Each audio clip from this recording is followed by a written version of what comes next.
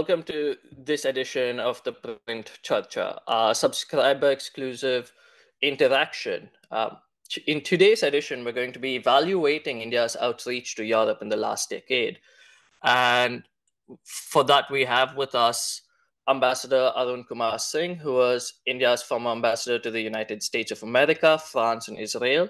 We have Professor Pant, who is the Vice President at the Observer Research Foundation. And we have Swasti Rao, who's a fellow at the Manohar Parrikar Institute of Defence Studies and Analyses. Before we start the full conversation, firstly, I'd like to take some time out to thank our subscribers, the print subscribers. Thanks to your subscriptions, the print is able to do the kind of ground reporting that we do, able to work on our analysis and hold these interactive conversations to sort of allow you all to understand what's going on in India and the world.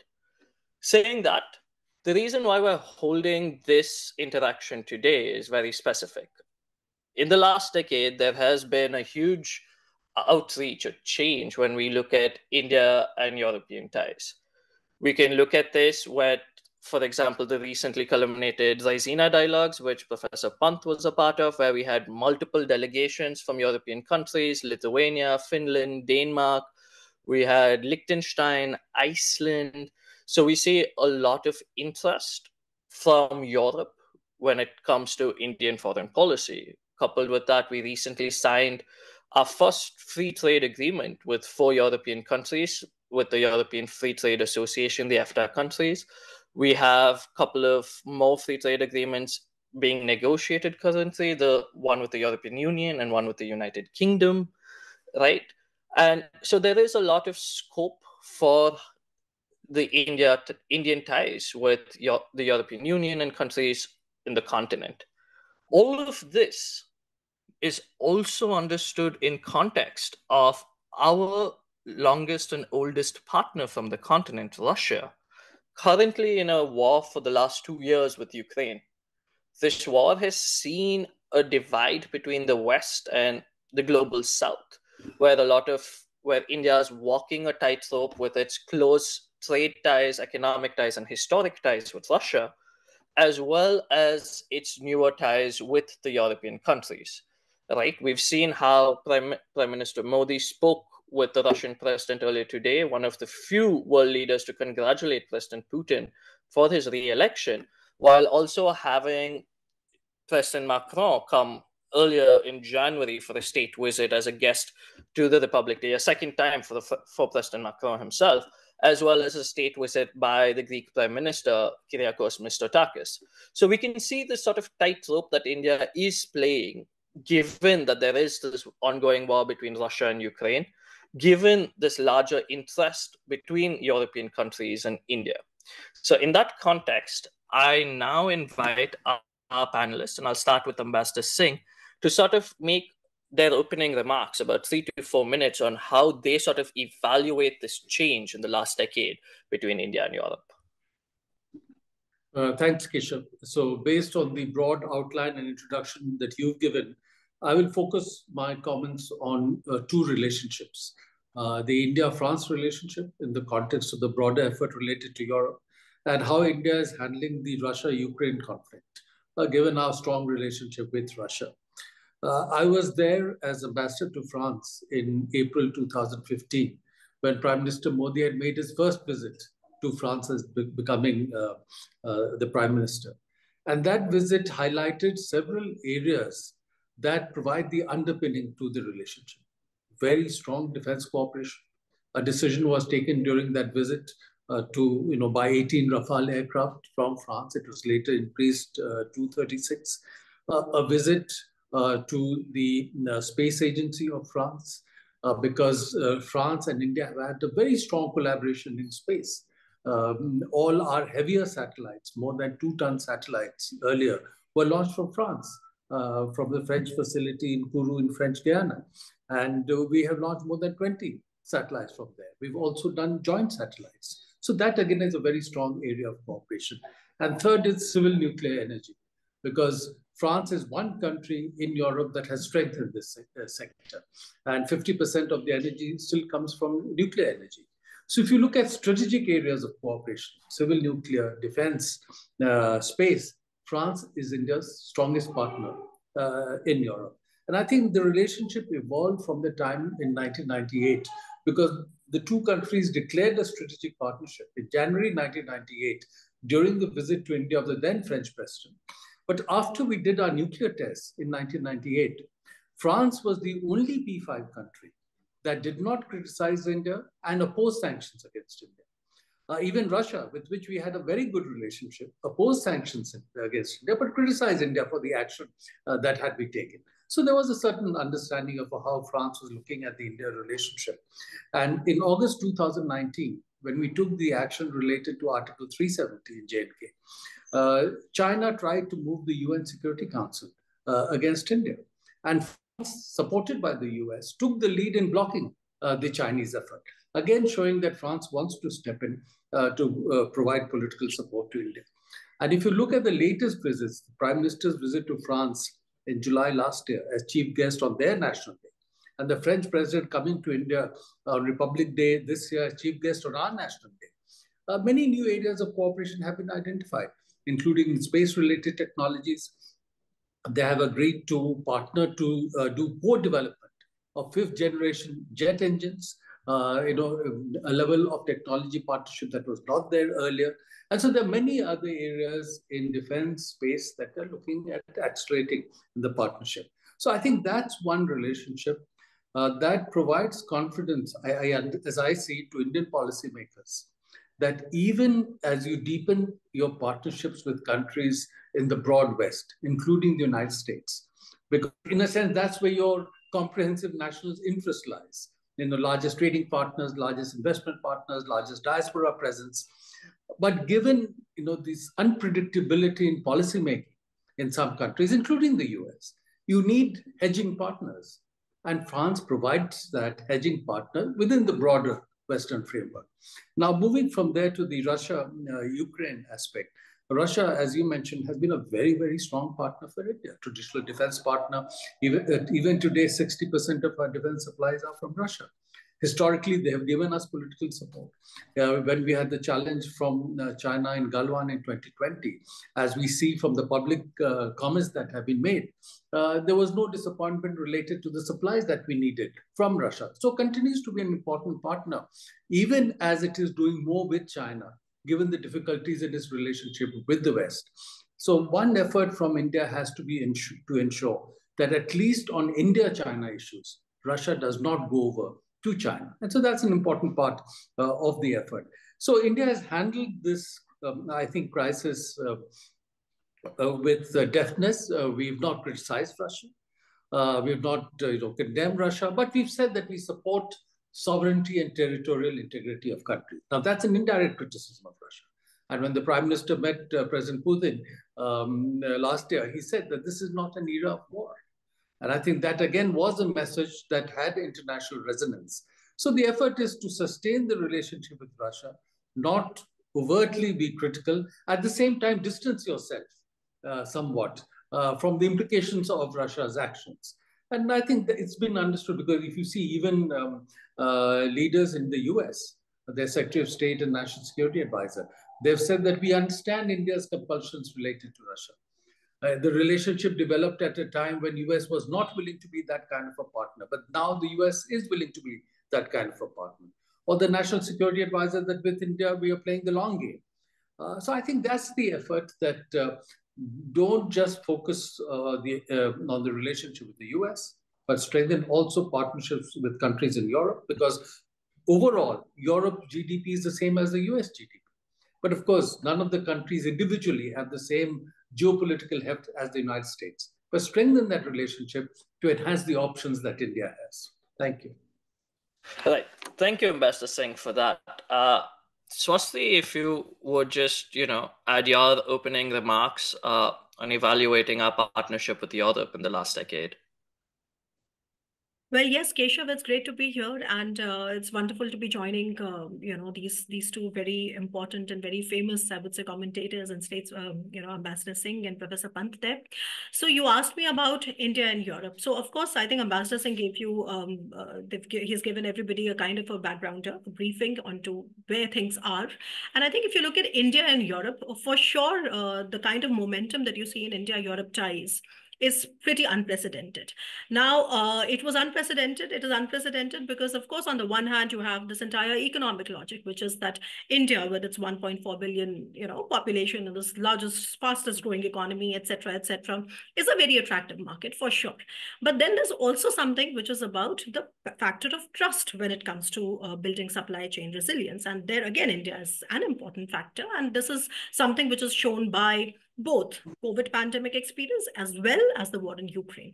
But there's also this third thing, which is very much related with what Ambassador Singh was just saying, and which comes from how the Ukraine war has changed, Europe. So if I may be able to put my thoughts into this kind of, in less words, I would say that for many, many years, Europe had been chasing a transformative agenda. And that transformative agenda was basically sustainability. So, all of their efforts were basically trying to get on to greener sources and cleaner sources of energy. And of course, the steady supply of Russian cheap gas was a part of that. So for a long, long time, for many years, if you look at how the European grand strategy has been working out, it has been working out around the sustainability agenda. But what the Ukraine war did was that it sort of, gave a different transformative agenda to Europe, which was more existential in nature, which was that it has to now become a security actor as well.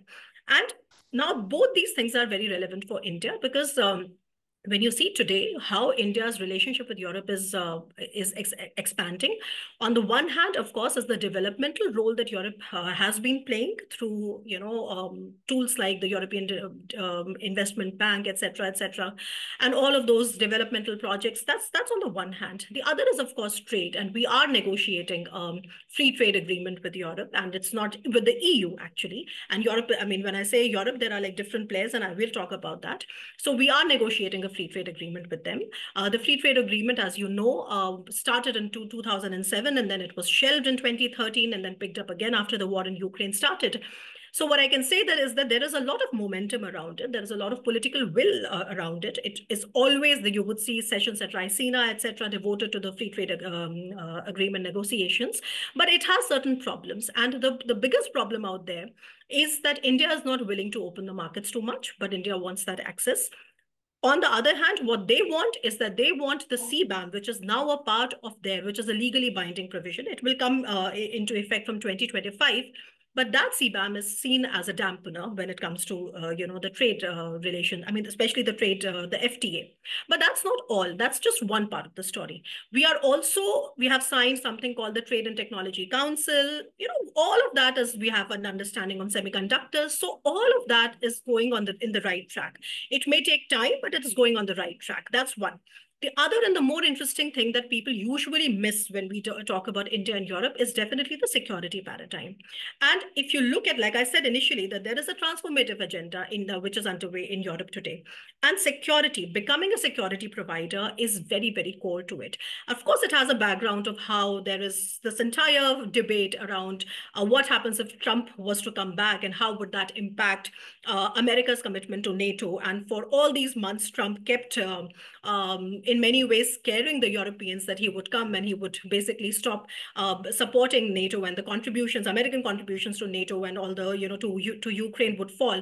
But only today he kind of, made a U-turn and said that he would never really walk away from NATO. He only wants the Europeans to stand up for themselves.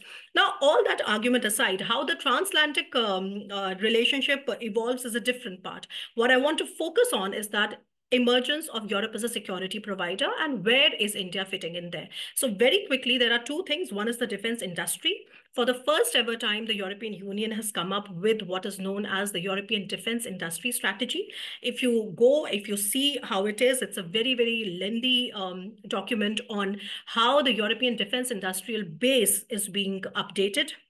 What are the plans for it? How much money have they committed for it? So that's one. And where India becomes relevant is that, because I've also been working on that, and I feel India becomes relevant because Europe today wants to get into more, defense industry cooperation with like-minded partners. And of course, India's Ministry of Defense is looking very closely at how do we increase and enhance our export numbers. And of course, there are a lot of things that can work out there without crossing the red lines. And by here, I mean, of course, that those weapons should not be used against Russia. So that, of course, is one area which is opening up in a big way. The other is the maritime security area. And in there, you see a lot of convergence already.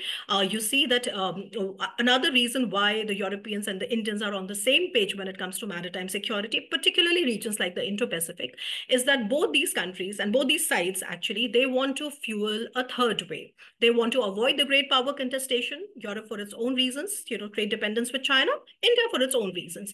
And in the course of trying and developing a third way forward, these countries are trying to get into a lot of frameworks. For example, they are getting into triangular cooperation. They are getting into how they converge more on hybrid threats, etc., joint exercises, etc. There's something called the coordinated maritime presence that the European Union as a tool has, furthered in the maritime area, and where India is, of partner and on board. So what I'm trying to say is that if you look at it from that perspective, that there is a transformative agenda in Europe, today, which is coming from Ukraine. And I'm just concluding my point. You see that trade, of course, remains to be a very, very important vector. And you see that a lot of development has been made on that. I'm sure we'll come back to it. But the other is the security dimension, where you have these specific things that you have all these window of opportunity that has opened up with more cooperation with like-minded partners. Does that mean there are no problems? Of course, that is not the case. For sure, the biggest problem out there, like I said, in the trade sector is the CBAM. Countries like India, the developing economies like India, they have a completely different view of phasing down and phasing out of fossil fuels, etc. And I think Europe, if it's serious about taking its transformative agenda forward through performatives, right? So something that can really perform, has to really look at and relook at the entire debate around CBAM. Because see, it's not just with India. EU's FTAs are stuck with a whole host of countries, including Indonesia, including Mercosur, which is a group of countries, etc. So it's not just India alone. On the contrary, I'm happy you mentioned EFTA, the four non-EU countries. On the contrary, if you look at the EFTA countries, although they also have sustainability commitments, etc., but it is not as complex as the CBAM. And you see that within Europe, there is a situation where EU is unable to go forward with its FTAs, but the non-EU countries, the four EFTA countries, already have about 30 to 31 or 32 free trade agreements already, and the latest is India. So I guess this is that. And the other, like I mentioned, is the security dimension, where we have to really analyze what really is there for India in terms of the defense industry base that I mentioned.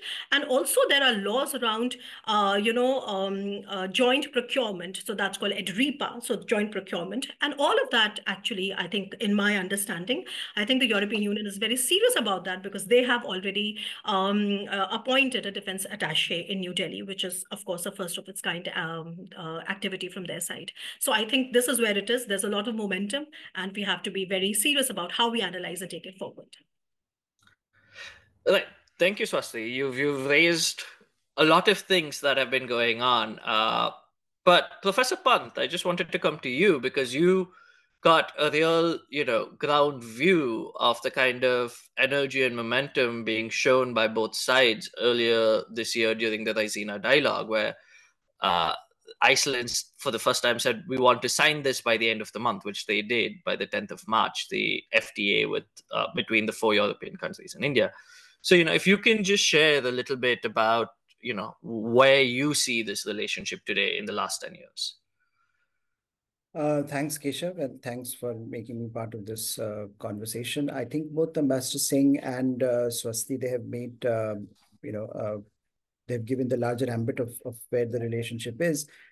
And I think there is no denying that this is quite unprecedented in India's ties with Europe. The kind of decadal experience that we have had is something that, of course, you would only hope for at one point in time, but it was never actualized. But I think there is a simple, there's in some ways both the earlier interventions pointed to one thing, and that is that the reason for this transformation is basically due to the fact that India is changing and Europe is changing. Their priorities are changing, their aspirations are changing, and the structural realities that both entities are facing, they are changing at a very fast pace. And therefore, I think the pace, the scale, and scope of the change that we have seen in this relationship also perhaps responds to that, to that change. And that is why, if you just take you mentioned Raisina. If you take the chief guests at Raisina, how many European leaders have emerged in the last few years who have come up as the chief guests there? And I think that speaks volumes about both the India putting in that diplomatic capital, investing the diplomatic capital in Europe, and Europe also reciprocating. If you go back to a few years back, there was always the sense in India that, look, does Europe matter?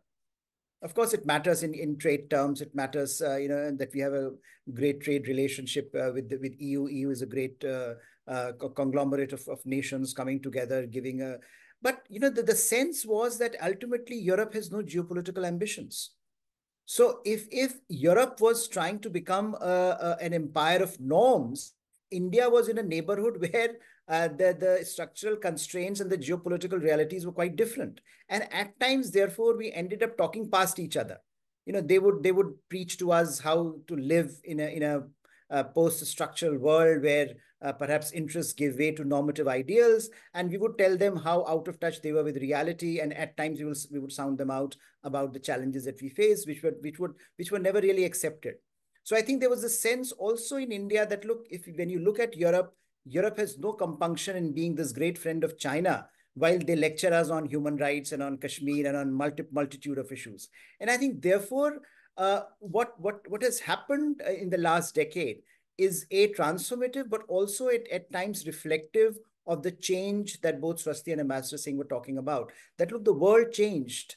You had a big shift in the sense in India, where the coming of a very strong government of a different political complexion allowed New Delhi to get rid of a certain kind of an ideological baggage. There was always this sense that, do we want to get too close to the West? Should we get too close to the West? Would it affect our role in the world as a non-aligned country, quote unquote? And I mean, although things were changing at a very rapid pace with US, but I think the inability of Europe to respond to that change vis-a-vis India also led to some of these shibboleths of the past have great impact on policy making.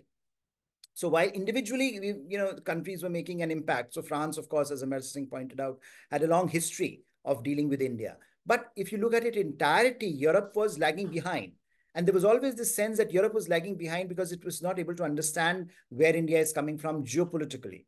And once that changed, once the dynamic of Indo-Pacific emerged, once the dynamic of Trump emerged, who started questioning that, look, Europe cannot live in seclusion. And this happened, by the way, before Ukraine. Trump came before Ukraine when he was challenging the fundamentals of transatlantic security order. So he was challenging Europeans to look at the world in a very different way. So therefore, Europe also started gradually to look at the world differently. And then, of course, you had the China question. Trump also forced Europeans to relook at China. And I think in some ways, Trump did a great service to India-Europe relationship, because he changed the basis on which both of us interact today. So when you had the China question becoming front and center, when you had as Swasti was pointing out, this idea of trust-based partnerships, right? What does it mean to have a trust-based relationship? So while there can be differences over Ukraine, and it was striking that you had Ursula von der Leyen coming to Delhi for 3 years back and for Raisina, and there 2 years back, and there she was trying to berate India on Ukraine in public lectures, but she ended up signing the Trade and Technology Council agreement. So in a sense, there was a realization, an expectation that India has to be dealt with now on its own terms, and because the China factor, Indo-Pacific, were changing the way Europe was looking at the world. And Europe itself said that, look, Indo-Pacific is the new center of gravity. And if you want to become a player in the Indo-Pacific, there is no way to ignore India and to ignore India's expectations and aspirations. So I think in that change that has come about, both in terms of how India today visualizes its own role, shedding the ideological baggage of the past, taking on these pragmatic, like-minded partnerships on issue-based coalitions, and on the in the case of Europe looking at the world through a different lens, understanding the needs of what it wants, as a geostrategic and geopolitical player, what kind of a role it wants to play. If you have to play a geopolitical role in the Indo-Pacific, there are certain issues that you need to take head on, and there is a partnership with India that will have to be sustained on its own terms. So I think that you see emerging as a binding factor in a relationship where I think old questions have been set aside and new forward-looking ways have, both sides are trying to find, whether it's climate sustainability, whether it is defense, whether it is trade, in terms of what technology, what is the future of this relationship. And I think new areas have now emerged, which are now driving this conversation. And therefore, we are, I think, at an almost transformative phase, as both the earlier speakers pointed out. But thank you for that, Professor Pant. And I just want to, I have a few questions, and I'll start with Ambassador Singh. So we've heard from the two speakers, and especially Swasti, showing the broadening of the India-EU relationship, and you had pointed out the deepening with ties, specifically with, say, France. My question to you, sir, is, insofar as when we look at global geopolitics, and especially when we come to the question of European security, which is a sort of new area, India's been trying to walk this really tight rope because, like you said, we have to sustain Russia, but also, there is this deepening and broadening with Europe. So from your experience of representing India in Europe, especially in 2015 and now, how do you see the Indian thinking when it comes to the question of European security vis-a-vis issue-based interests for India, for example, cheap gas with Russia or the access to European markets for trade? So how do you see India actually envisioning this tightrope without ensuring that, it loses either one of its partnerships? So I think the situation, to use a cliche, is in a state of flux because post Russia's action in Ukraine, Europeans themselves are in great ferment as to what should they do in order to reestablish, as they would like to see, the European security architecture. And till some years ago, within Europe, on intra-European processes or processes in the periphery of Europe, Germany used to be in the lead. For example, if you look at the 2008 financial crisis, how should Europe respond to that crisis? It was Germany that decided, and others followed. And with the heavy obligations were imposed on Greece, it was German decision-making that led to that. And in Greece, there was a lot of anti-German sentiment. But when you are dealing with issues far away from Europe, then Germany was not invested on those. It was France that would take the lead in terms of defining European posture on issues in the Indian Ocean, Pacific, Africa, and elsewhere. So that was the divide that had played out, because Germany was constrained by the kind of action it had taken in the Second World War, and there was a reluctance to get involved internationally in other issues. Now what has happened is that partly because of the US focus on the Indo-Pacific and Asia-Pacific, as Professor Pant also mentioned, at a time when Trump was saying that the European allies have been exploiting the US and that they're getting more out of the US than US is getting out of them. And when he shifted the focus to the Indo-Pacific, the Europeans wanted to show to the US that they would be useful to the US also in the Indo-Pacific. So each one of them came out with an Indo-Pacific strategy. EU comes out, Germany comes out, UK, France, Netherlands, everyone, trying to show some relevance to US strategies in the Indo-Pacific. And there again, as Professor Pant mentioned, a somewhat enhanced look at partnership with India in that context. But that having been said, I'm still somewhat doubtful about Europe coming out with a coordinated, integrated European security or defense strategy, because there are deep divisions within Europe. France always wants to talk about strategic autonomy of its decisions, strategic autonomy from the United States. At one stage, President Macron spoke of NATO being brain dead. When he recently visited China, after that, he said we must not Americanize our China strategy. So he positions himself somewhat differently. But at the same time, there are countries in Eastern and Central Europe, Poland and others, the Baltics, who rely heavily on the US for their security concerns. And the US would want to make sure that while Europe does have enhanced security capabilities, it does not have a security capability very independent of the US relationship, because that would not serve US interests. And therefore, they will leverage partnerships with countries, the Nordic countries, partnership with the Eastern and Central European countries, to make sure that there's a limit to which Europe comes up with an independent security strategy. So that's a dimension we have to keep in mind. And even when you're looking at the defense industrial base, for example, that Swasti spoke about, and as India looks at building partnerships, many of these countries in defense, we have the traditional partner with France. There's now talk of doing something with Germany. We have to be very, very careful as we build that, because at a moment of crisis, what are the factors that come into play in their decision-making to allow supplies during crisis? Because, very often countries take the position that when there's a conflict going on, we will stop supplies. Now, you want to make sure you don't end up in that kind of a position. So these are the relationships that will only be built up gradually over time, testing each relationship, whether it is with partners that would be reliable partners at a moment of crisis. And again, one reason why there is a huge push in Europe for building strengthened defense capacities, partly because in the context of the Russia-Ukraine challenge, they see that don't have enough defense supplies to meet their needs. So they need to do more. And of course, there's also the push from the United States that they need to spend more than 2% of their GDP on defense. So that's pushing them in that direction. It will give India some opportunities, but I think it will have to be carefully calibrated, that we don't end into partnerships which become little constraining at a moment of crisis. And that's something we have to keep in mind.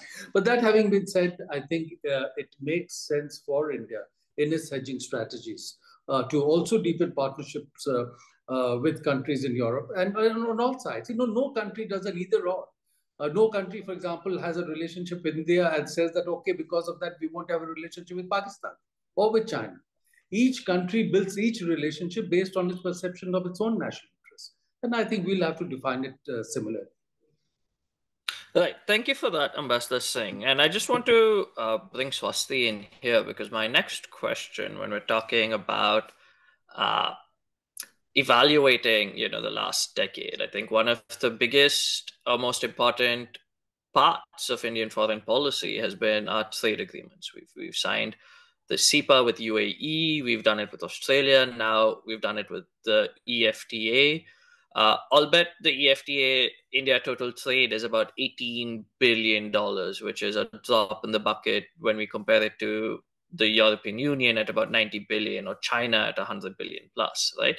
Yep. So I just want to understand, how would we, or how should one evaluate India's sort of trade policy when it comes to the European continent, given that at one point there were 3 different trade agreements being negotiated. One has been concluded, it's been signed, 2 are still in the process of negotiation. So from your understanding of this, how should we sort of evaluate that approach?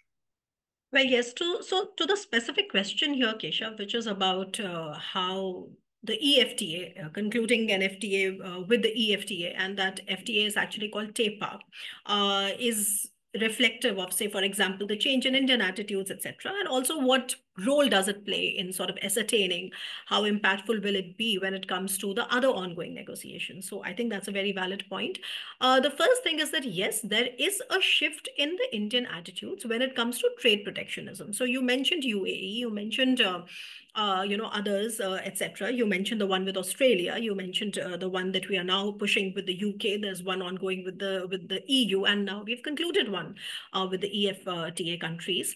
So yes, there is a shift, and I'm also telling you about this because you see, in India there are certain issues that are very, very touchy. So, and we have talked about it at possibly every single discussion that we have had when it comes to trade policy, when it comes to all of that. So I will just tell you how sort of, it is viewed upon in the West, for example, because of course we all know the Indian situation very well. So I wouldn't really get much out if I were just to underscore the Indian position, which is that, yes, of course, we consider our agriculture sector to be very sensitive. We consider our, sectors like our dairy, etc., to be very sensitive. So, we don't really negotiate much on them.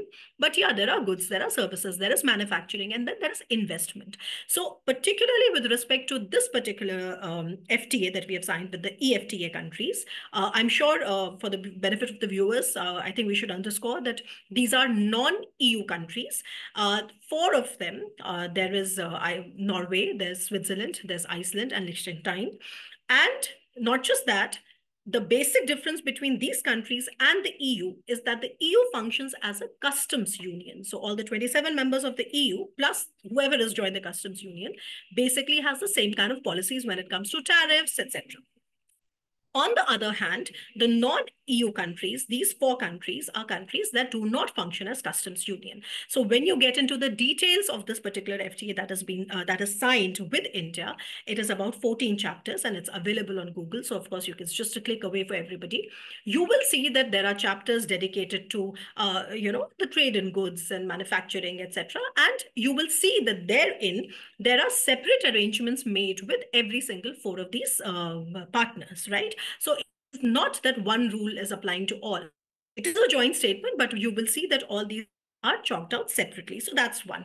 The other thing which makes this FTA very worthy of discussion is the promise of $100 billion investment in the next 15 years. Now, this also needs to be understood better.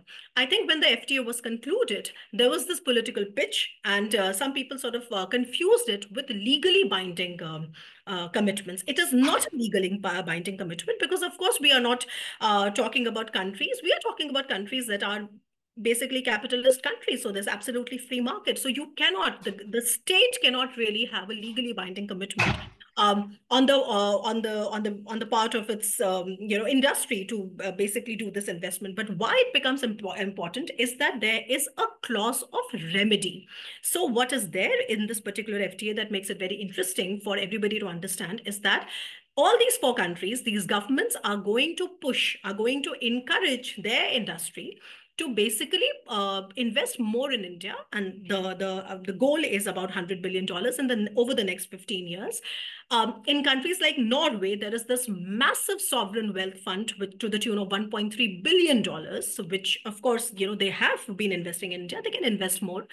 And what is important is that if at all there comes a time when the sides that are involved in this FTA feel that it is not going as per our plans, there is a clause to sort of go back and review it. So there is a solution to remedy, right? So this is different from trade disputes, etc., which are more legal in nature. So this is what makes it interesting. And why this then becomes a kind of an enabling framework for putting together more trust is that when you view it from the ongoing negotiations between India and the EU or India and the UK, you have the set of four non-EU countries that have excellent trade relations with the EU partners there and the UK out there. So among the three, they have excellent trade relations, okay?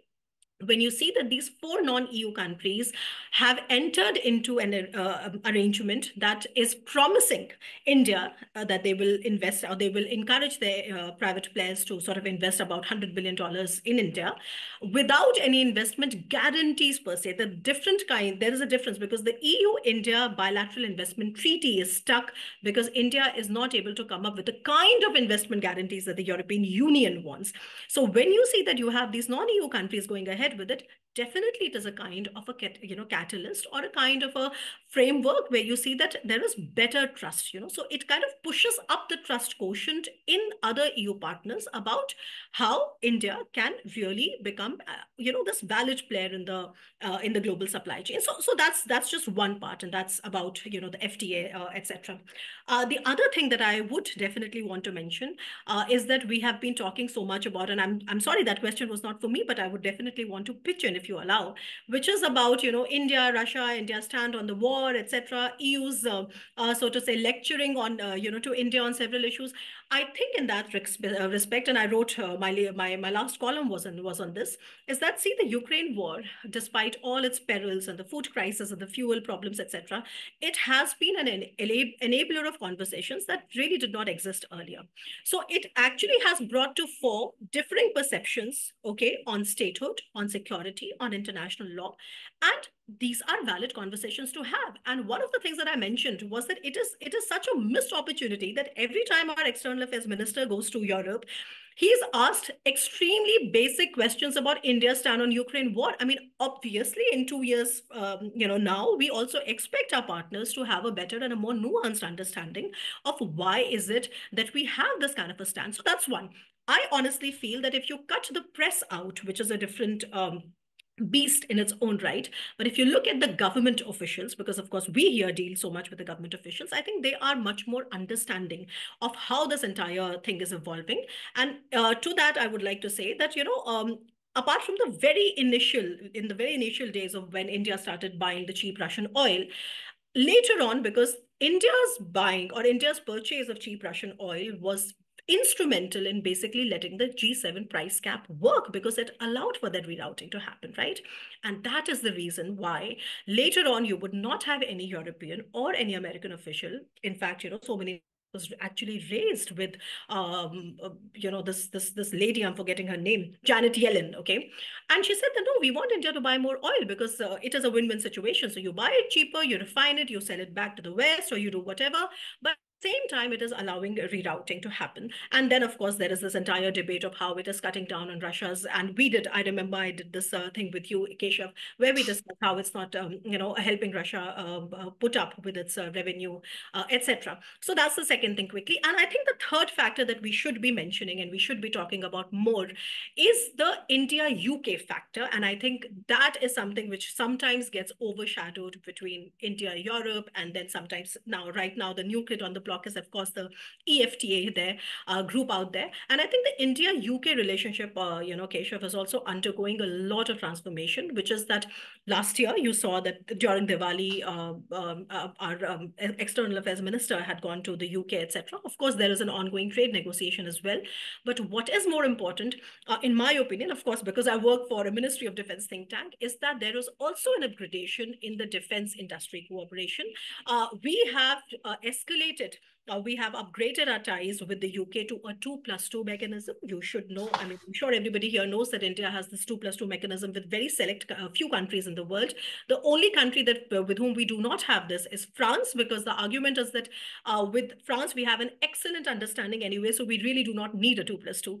So, but with the US, with Japan, with Australia, with Russia, and now with the UK, and with the defense minister had gone there, etc. So, of course, again, with the UK as well, there is the two main verticals of our relationship. One, of course, is the FTA.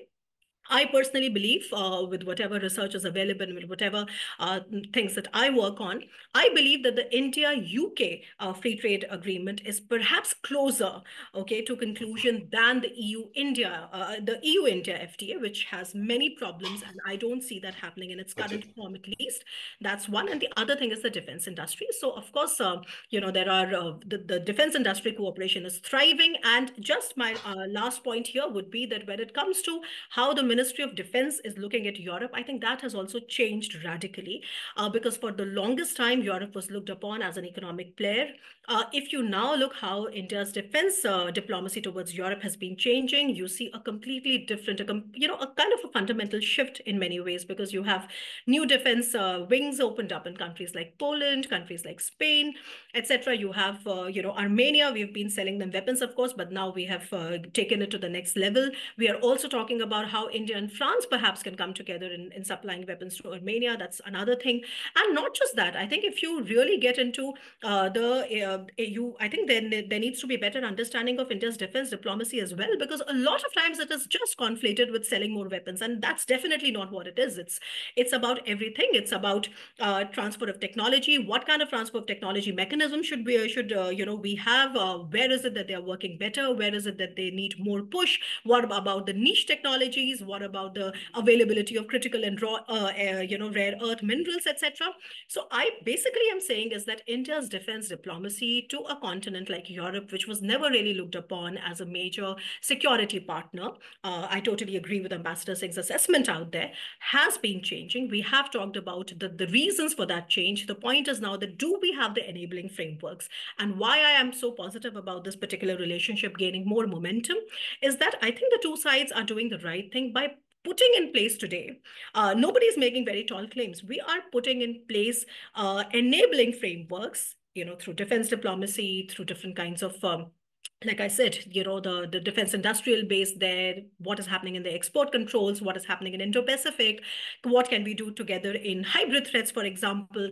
So there is a whole host of things that have opened up. And if we are able to put in place the right kind of enabling frameworks, I think the rest of the things will follow. And the point that I wish to focus on before I end is that I think both sides are also extremely aware of what kind of a relationship to build. So that is a relationship that has to have resilience in its center.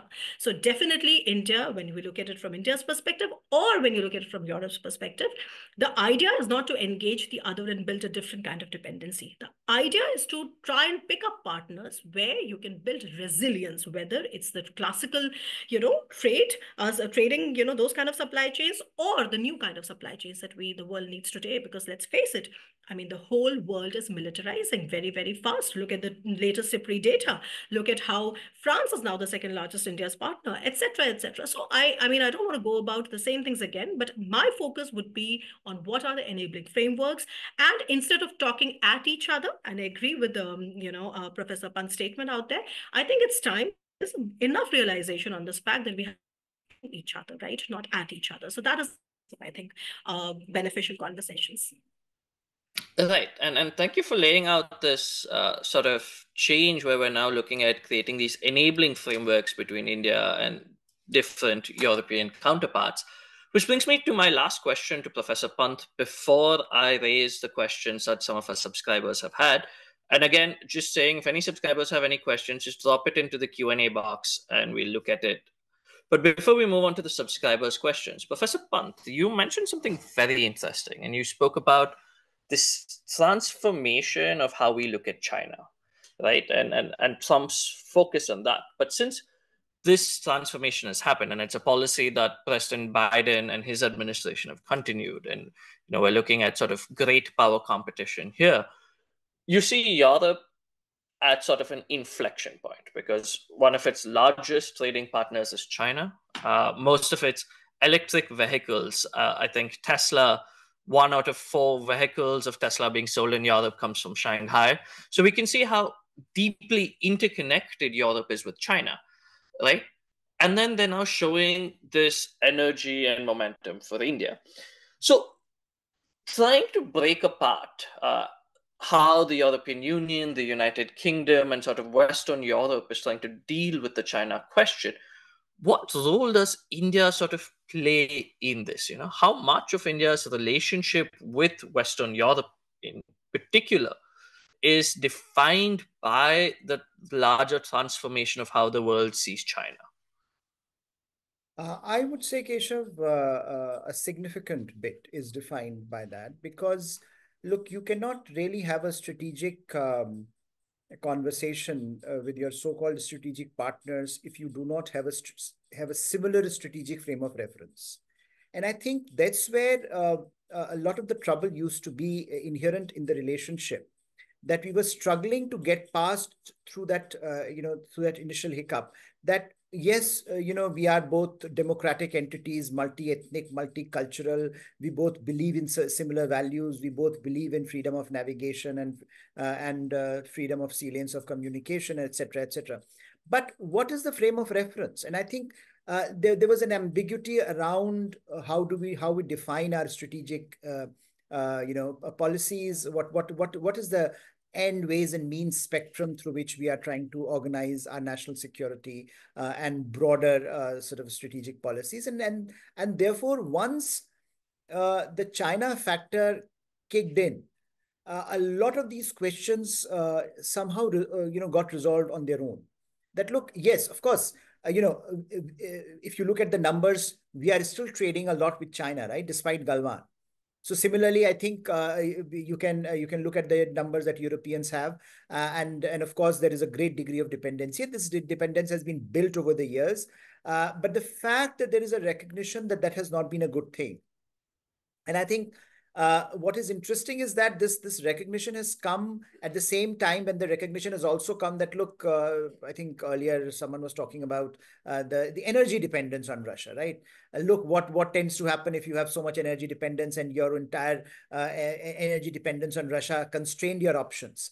And what was interesting when the Ukraine war had started, there were a lot of questions whether Europe, and in particular a country like Germany, would be able to wean itself away from Russian dependence. And yet they did it quickly and very effectively. So I think there is a sense that if Europeans want, they do have inherent capabilities to manage this restructuring of the global economic order in ways that helps their interests. And therefore, if India is to be seen as a credible partner, then they have to invest in India. They have to invest diplomatically, strategically, and also give India a sense that economically India matters. And I think, Swasti was talking about, and you were talking about earlier, a lot of these economic agreements. And I think India is also signaling that it is ready now to move beyond this perpetual naysayer, right? India has a terrible record in free trade agreements. So therefore, now that India is making a case that, look, we are open for business, this is a good thing. And India recognizes that this whole, this moment, which we are calling India's moment, will, it can disappear, very soon if we are not capturing that moment, if we are not bringing in policy responses that allow us to enable that moment to become long lasting. And I think that's why you are seeing some of the movement that you are seeing. And I think Swasti's point is absolutely bang on in that sense, that if you are making this case with EFTA countries, you're also making a case to the larger international community, especially the larger Western world, that we are indeed open for business. You also have to move in some ways, and we are willing to move. So I think India has been trying to make these, signal in some ways on the economic front. Europeans have been trying to signal on the strategic front. And I think that convergence is what is a response to the big China question, that, look, if you get this right, then I think you are able to respond to China, because China question is not simply a security question. It's also a question broadly in Indo-Pacific. That's an economic question. What's the alternative? And I think both across multiple domains now, economically, in infrastructure, etc., now development aid, now that you are seeing like-minded countries coming together and presenting a credible alternative to China, I think that will change the game. So in some ways, you see that, those kind of partnerships now becoming more viable, and both Europe and India responding in their own ways. So it will take time. And I think you are right. The dependence is huge, both, I think, from India's perspective, from Europe's perspective. It's a long road to move in that direction. But I think India will have to make some credible moves, as it is making right now. And Europe will also have to demonstrate the sustainability of that posture.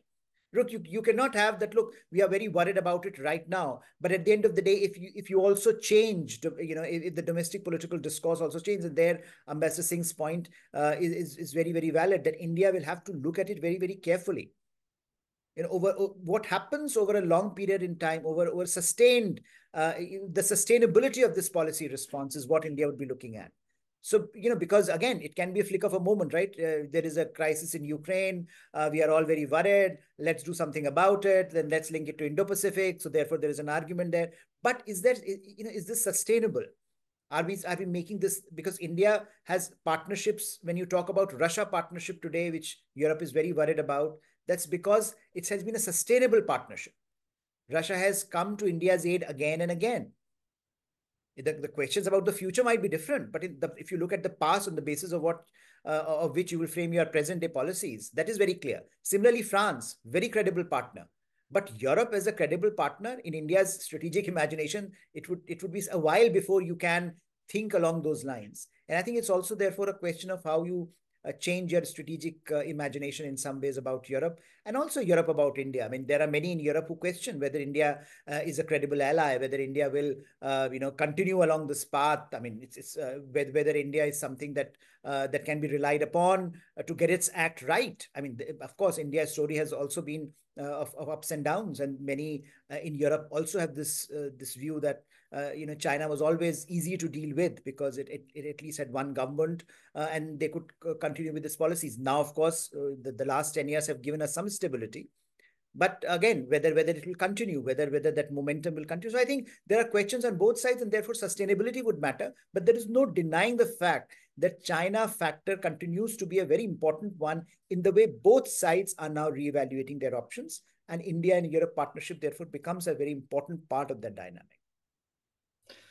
Right. And thank you for that, Professor Pant. And I just wanted to get in, we have a couple of questions from our subscribers. And I think the first question, I will leave it up to the panelists to decide who'd like to answer this. This is from a subscriber to The Print, Mr. Jaydeep Gadri. And his question is talking about sort of how the European Union, so for example, a coastal state, which is Italy, is currently the president of the G7, or the group of 7 countries, right? And they've given a special focus on the African continent to sort of stem the migration that, the EU has been facing consistently for the past few years, right? And they've now extended a funding package for Egypt worth $8 billion.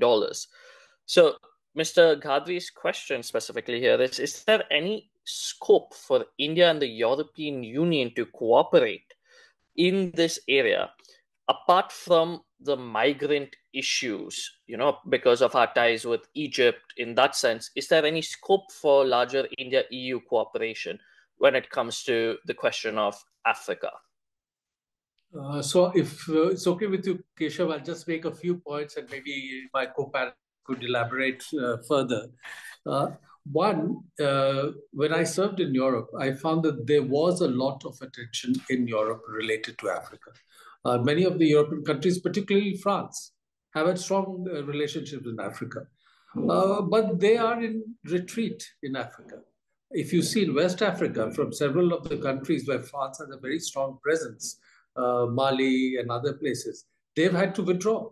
And so there's a pushback against French presence. So that's one dimension that we have to keep in mind. So they are certainly, and the main concern today related to Africa is because of the huge migration flow. And you see these boats, illegal migration that's taking place, and European countries are divided as to how to deal with that. Should you push back, or humanitarian grounds, you accept them? That is having an impact on their societies. It is encouraging the more right-wing elements in those societies. So that is giving them a push to try and see if they can do more in terms of development assistance in African countries. Another argument that is out there is that in the coming decades, the largest population growth and economic expansion that will happen globally will be in Africa. So there is going to be tremendous opportunity, and therefore do more there. So that argument is certainly there. India also has a strong presence, particularly in Eastern Southern Africa, is also doing in Western Africa, several countries, including Nigeria. But I would believe that it is better to make those efforts certainly in parallel, perhaps coordinated, but not necessarily together, because there is a certain political approach in African countries to Europe, which is different from the approach to India because of the Europe colonizing practice in Africa. And we don't want to get implicated with that. Second, European countries will take from time to time their own political decisions related to particular African countries, driven by their own internal political processes. And again, we don't want to be implicated with that. So some kind of parallel effort, coordinated effort, but not necessarily a joint effort, from my perspective, would be the best way forward. Thank you.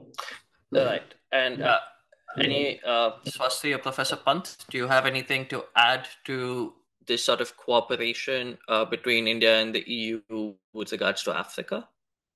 Well, if I can, we can just follow that order in which we were speaking, so it becomes easier. Yeah. So I honestly feel that I think Professor Ambassador Singh has made some very technical points. There are two things. One is that what is it? Of course, there is a one that there has to be a better understanding in India about what all Europe does for Africa. And when you talk about that, you have majorly two, three players out there. The first player is the European Union, and the European Union with what it is doing when it comes to the EIB, which the European Investment Bank or the European Development Fund. And then also militarily, they're doing something which is called European Peace Facility. Now, obviously, European Peace Facility is something which doesn't really relate to India in that sense. It's not very relevant to India. It's a completely different thing because it is devoted on how to fight Russian propaganda and disinformation, etc. So that's like one part. So there has to be better understanding of what Europe is doing. Then there are countries like France and Italy, which have a colonial history out there, right? And when it comes to that, there is also a bit of a nuance there because France and Italy, a lot of times, compete for influence and an influence which is waning. So you have the situation where there are these two players, but at the same time, where India comes in, and I have talked about that when I have talked about how France and India can really expand their areas of cooperation, and I say that the newer emerging areas are, of course, how do you engage the global South countries? And when you say global South, so the one area where you can engage is the Pacific countries. That entire area, and the other area is Africa. So of course there is something called, we have a line of credit and we have our own programs out there where we can merge or where we can converge out there is that India can ride on its reputational advantage versus the European countries can ride their economic advantage and perhaps get into triangular cooperation. In fact, there are a lot of things. If you look at the trilateral development frameworks that are coming up, both in the Indo-Pacific and for Africa, you will see that there are things like the Solar Alliance, etc. So lot of these countries, a lot of these projects are projects where India and France are together in developing a certain kind of a deliverable in countries from Africa. So it is already there. I feel that, this is something which is usually not talked about because it is not the mainstay of, for example, India-France relationship. What we need to do is that we need to have a bit of a matrix on what really is Europe's engagement in Africa, what are the various shades out there, and then what are the kind of engagements that are more relevant for, to India's from an Indian perspective. And I feel that the triangular cooperation framework out there is something which is underdeveloped. Of course, there are frameworks. ISA is a very, very good example. So we can probably put that together. And if I'm not wrong, although that is not my area, I think Professor Ambassador Gurjeet Singh has already been talking about how India can sort of pitch in when it comes to joining hands in regions like Africa, where India comes up with this great commitment to the global South and all these developmental ideas like the ISA, etc. And the European countries come with deeper pockets, etc. But again, they don't have that reputational advantage. So I think he has talked about more in detail, but I for sure have to look at it, from the perspective of India-France relations. So those were, my two bits on that. Thank you. Just because I want to start winding up, I'm just going to sort of combine two other questions that we've received from our subscribers, Mr. Siddhesh Korgankar and Kalol Biswas. And this is to you, Professor Pant. It's related to the same issue, the Russia-Ukraine war. And the question from Mr. Korgankar is, do you think India in the long run should take a stance when Putin makes statements like we are on the verge of World War III? And Mr. Biswas, our subscriber, Mr. Biswas's question, which adds to this, I think, is, given the current status of the Russia-Ukraine war, what happens, if Russia wins the war or gets a peace deal that has Eastern Ukraine and Crimea joining Russia, right? How would this be accepted in Europe, and what impact would that have to India? So on Keshav, on the first bit, on the nuclear one, I think India has already been making this case for a while now. Whenever we have seen, whenever Mr. Putin has raised the nuclear issue, India and China both have been very categorical. I think there was a recent report about it as well. how India intervened when at one point along with China on this matter, and there were some back channel communication to that effect. So I think India has perhaps repeatedly made it clear that bringing the nuclear discourse and aggravating an already very difficult situation. My sense is that India will continue to do that because certainly as a responsible global stakeholder, whether it is India or China, both sides should be speaking much more effectively, strongly against the kind of statements that often come on the nuclear bit.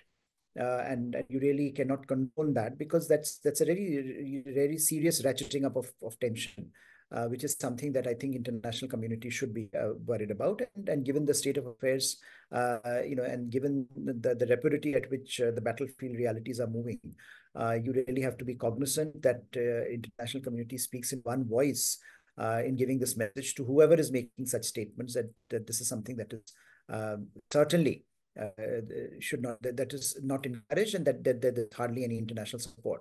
I mean, in India may have a different view on the conflict itself, but that doesn't extend to the nuclear bit. And I think that message India has been giving. So I expect that will continue. On the question of, at the end of the day, what Europe accepts and what Europe will not accept is a question for Europe to decide, because ultimately the Russia-Ukraine question is also about the future of the transatlantic, or rather the Eurasian security architecture. What kind of a security architecture Europe wants in Eurasia has always been at the heart of this contestation. Now, at the end of the day, we know that all conflicts have to end at the diplomatic table, at the negotiating table. Whether Ukraine has an upper hand, Russia has an upper hand, it does not matter. Both sides, including larger Europe, America and Russia, will have to decide what are the contours of this engagement, which satisfies all the three sides, including the West, Ukraine and Russia. Now, I don't think we are there yet. And because I think at this point, you see a kind of a bravado in Russia that we are winning. Why do we need to sit down at this point? And we have seen a similar sort of situation last year. If you recall, at this point in time, there was a sense that Ukraine has done very well, and Ukraine, therefore, there is no point in, there is only the Ukraine counteroffensive will now decide the future of this battle. But ultimately, we know that it's a battle for Ukraine. It's a difficult battle because it needs external support, which is not forthcoming as of now. So therefore, it will have to be decided amongst the main contenders. But Europe, I think, in any case, what we are looking at a changing European security order in and of itself, right? We are looking at new members at NATO. What we have discussed earlier about the new this whole sense of defense and security order that Europe is now going to bring to the fore. So in a way, Europe has already changed. Whether or not, what kind of a reality emerges after the end of the conflict, that is immaterial. Because I think more and more European countries are now going to be very worried about Russia. And Russia has not helped its case by making this a battle of, almost taking making a political conflict into a brick and mortar conflict. And therefore, now it is a question of Europe trying to revive its defenses. And in some ways, one can argue that strategically, what has Russia gained? If the idea was that, look, I don't want NATO on my doorsteps. Now NATO is on Russia's doorsteps. So in a sense, Europe has already changed. And that might mean that Europe will have to make certain choices, which I think Swasti was discussing earlier, which it is already making. How far it would go in making those choices, that remains to be seen, given the domestic contestation, domestic politics, its own resource constraints, its own ability to manage multiple fronts, and its own relationship with the US, what kind of a NATO or a security architecture will emerge. But I think that Europe has changed dramatically in the last 2 years, and this change will continue to make an impact on the way Europe behaves on the global space, and the way they engage with India, which was something that we started this discussion with, that why are we seeing a new momentum in India-Europe relationship? And I think that's partly the reason. Good. Thank you for that, Professor Pant. And I've been told we've overshot our time, so I must conclude over here. And thank you once again. I think Ambassador Singh has logged out, but Ambassador Singh, Swasti, Professor Pant, thank you so much for joining us. in evaluating India's relationship with the old continent, as they call it, with Europe in the last decade. Moreover, I must also thank our subscribers who've turned into this conversation. It is because of our subscribers that The Print is able to do the work we do. So thank you once again for making such interactions happen. Thank you again for helping us do our reporting and analysis. Thank you. Thank you. It was a pleasure joining you and Professor Pant and Ambassador Singh. Thank you. Thank you. Thank you, everyone.